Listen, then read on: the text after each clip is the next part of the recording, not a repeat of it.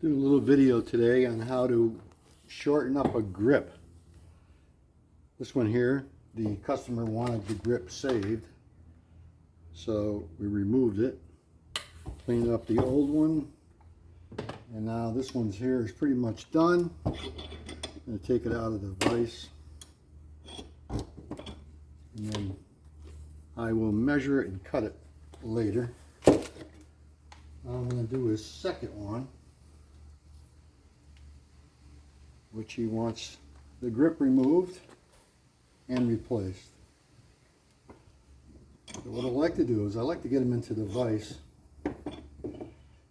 and I like to get it tipped down. So when I take the grip off, I can get a lot of the grip removal process down into it, as you're going to see. First you got to get a little bit right on the edge, right in here, get it softened up, and then take your grip removal tool, which I have here, and I am going to just wipe it off from the last one. There's some junk on it. And you want to just start right around the edge if you can. Just get it started. Hardest part of this is getting it started, to get it in there. And after that, it's pretty much a piece of cake. Sometimes what I'll do is I'll take a screwdriver and just get the screwdriver in there first, and then get the grip removal tool in. It makes it a lot easier.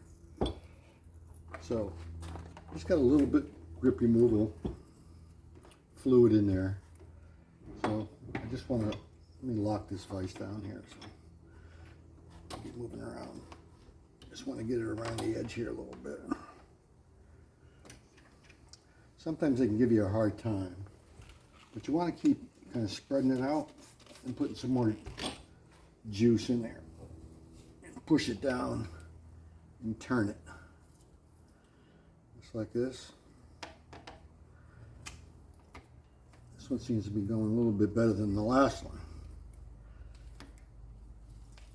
So I'm pretty far down in there already. I'm going to get it opened up. Get some more in there. Push it down and turn it. A lot of people like the grips that they have because they match the clubs, the other clubs that they have. This particular customer wanted the shafts all cut down to 38 inches from the ferrule. So there it goes. And that's taking that one grip off. That one come off a lot easier than the last one.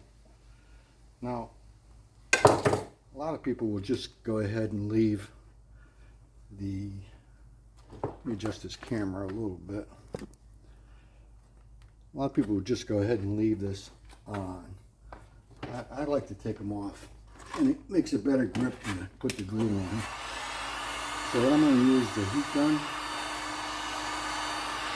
You could put the tape right over this and get the grip on without any trouble. But I like to start fresh. Give the customer what they want so the grip is never going to slip on them.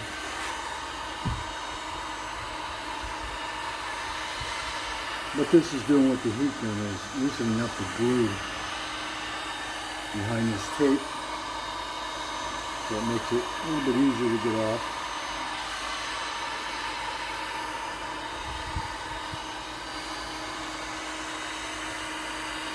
You want to be careful with fiberglass shafts. You don't want to get them too hot. You don't want to disfigure them or disform them in any way.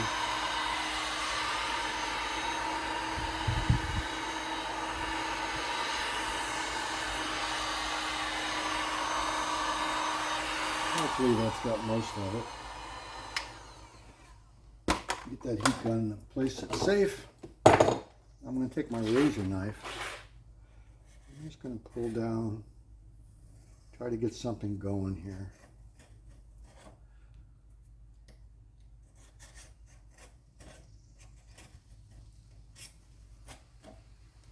Sometimes you get lucky, sometimes you don't. We'll see. I don't like to put much more heat on it than that. I'd rather try and peel it. Takes a little bit longer, but it's safer for the club. You don't want to ruin somebody's club and then they're mad at you. Or you get a bad reputation. And then nobody will want to do their clubs.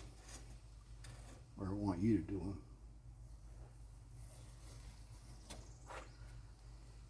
I'm not too worried about taking the paint off because you're never going to see that underneath this grip anyhow.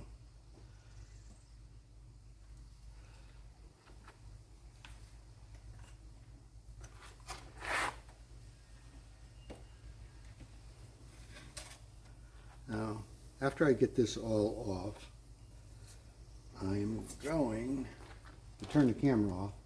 I got one more to do.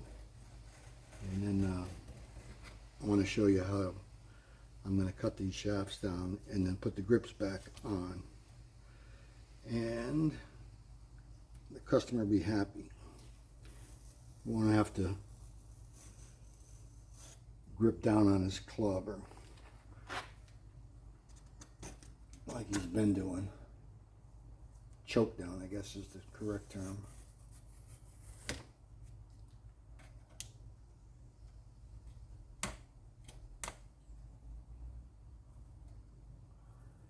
So there's all the tape removed from the club. I'm going to wipe it down and then be ready to cut it. Okay, be back in a little while.